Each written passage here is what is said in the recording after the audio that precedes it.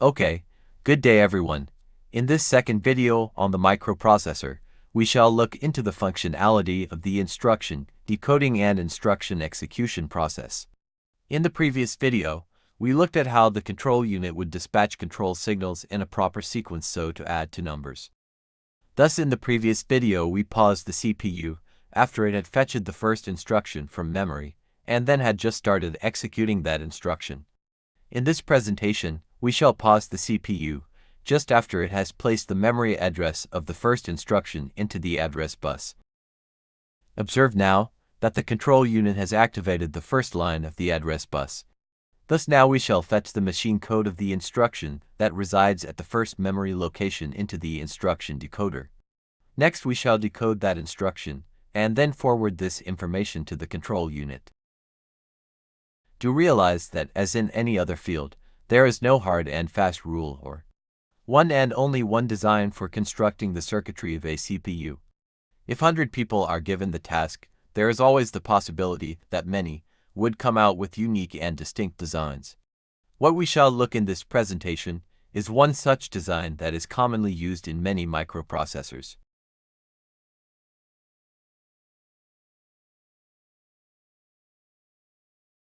And now the control unit has activated the read line, informing the memory unit to place the values of the first memory location into the data bus.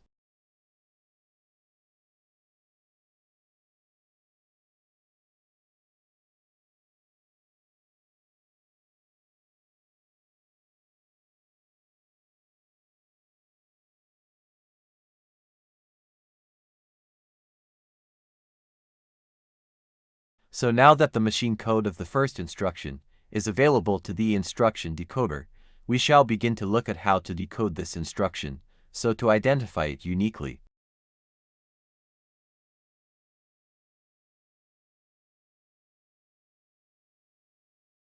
In this circuit we see 16 sub-circuit blocks and 16 green output wires. Thus at this stage we can assume that this microprocessor probably supports 16 machine code instructions. And now we observe that the control unit has enabled or activated the instruction decoder. Also observe that the sub-circuit labeled instruction decoder 00 has produced a high output signal. So let's look into the internal circuitry of the first two sub-circuit blocks and try to figure out as to why only the first circuit produced a positive or high output. Now to understand the operation of this circuit, we will require a basic understanding of Boolean logic or logic gates. Now for the purpose of this video, it would suffice to understand the fundamentals of the AND logic gate and the NOT logic gate. Observe that the AND logic gate is equivalent to two switches connected in series. Thus, for the output to be energized, both the input switches will have to be switched on. Thus, the AND logic gate will only produce a high output only if all its inputs are high.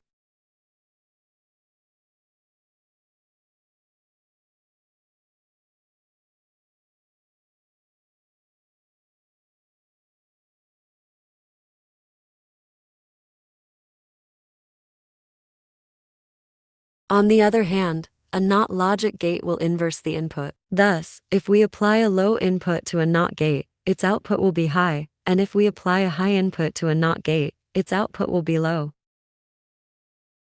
Now for this demonstration, for simplicity's sake, we used mechanical actuators to implement the logic gates. In a future video we shall look on how to implement logic gates using the such of transistors. Thus now we will leave it to the viewer to discern as to why only the first circuit block of our instruction decoder produced a high output, and as to why, for example, the second circuit block did not produce a high output.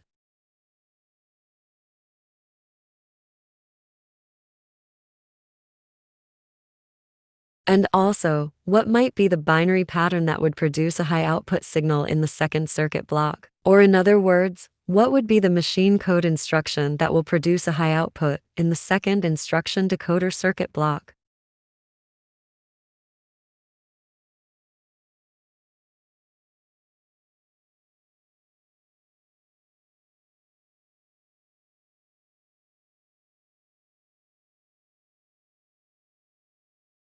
Now let's take a moment here to discuss the data bus that runs inside the CPU. This data bus will play an important role in transferring data between the subunits of the CPU. In future videos, when we expand the functionality of our CPU, we shall also expand this data bus to connect all the subunits of the CPU. Thus, for example, all registers inside the CPU will eventually be connected to this data bus.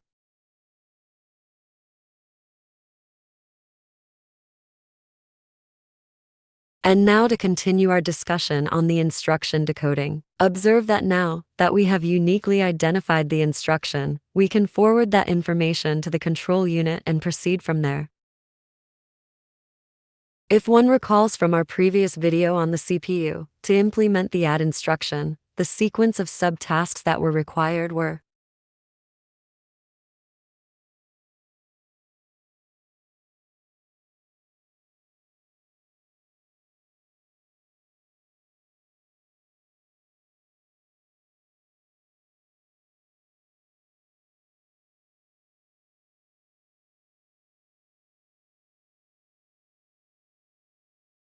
Thus now let's dwell into the internals of our control unit and see how we can implement the above sequence using some form of electronic circuit.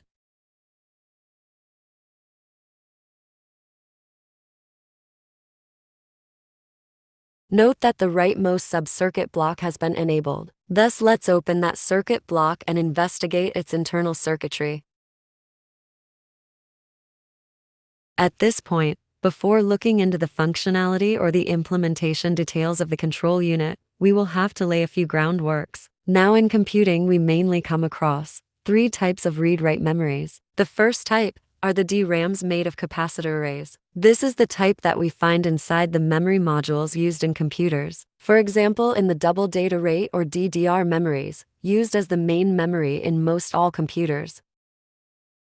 The second type are the latching flip-flop memories, also known as static memories. For example, the registers or buffers inside CPUs are made using these latching flip-flops. Also, the high-speed caches inside CPUs are also made using these circuits. These memories are faster than the DRAM memories but tend to cost more to manufacture, as to store 1 data bit we require about 6 transistors. The third type are the flash memories, made using floating gate technologies. These are the memories one finds inside the such of memory sticks or the such of micro SD cards or solid-state drive storage devices. In these memories, an electrical charge is stored in an area, which is covered by an insulating material. Thus, once a charge is stored into these areas, as that charge cannot discharge, these memories are used in places that require both read-write functionality and long-term storage. Now in computing, we also find cases where we do not need to write or modify the contents of the memories. A good example is the case of CPU control unit. For once we finalize a CPU design, the circuitry is not going to change. Thus, in such situations, for example, when we want to implement the control unit signal sequences, we can etch those sequences into read-only memories. Now, in the read-only memory grid, we have showcased here, observe that only some vertical wires to be permanently connected to horizontal wires using diodes. Thus, for example, when we have given a voltage to the horizontal line R0, only the vertical wire that was connected to R0 via a diode has received a voltage. Thus, in our CPU control unit as well, we have used a read-only memory array to store the control signal sequences that needs to be dispatched to implement each machine code instruction. Also recall that in the DRAM video, we represented charged capacitors in color red, but observe that in this demo, we have intentionally avoided using color red to represent read-only memory cells. The reason is that in read-only memories, we do not store electrical charges, but instead use permanently switched on or permanently switched off circuit elements or hardwired switches. Thus, when we connect a row of cells to the output lines, only the output lines that are connected to the blue color cells will receive an output voltage. And now finally, let's activate the read-only memory and connect the read-only memory cells, 1 row at a time, to the output lines. Note that in this demo CPU, the green color lines are connected to the internal circuit elements of the control unit itself, whereas the silver color lines are used to control the circuit elements outside the control unit. Thus, when a row of cells in our read-only memory is connected to the output lines, only the cells which are dark blue in color or are permanently in the switched-on state will supply a voltage to the respective output lines. Now let's resume or repeat the above process, and this time let's follow the output lines and observe what subcircuits those signals will activate.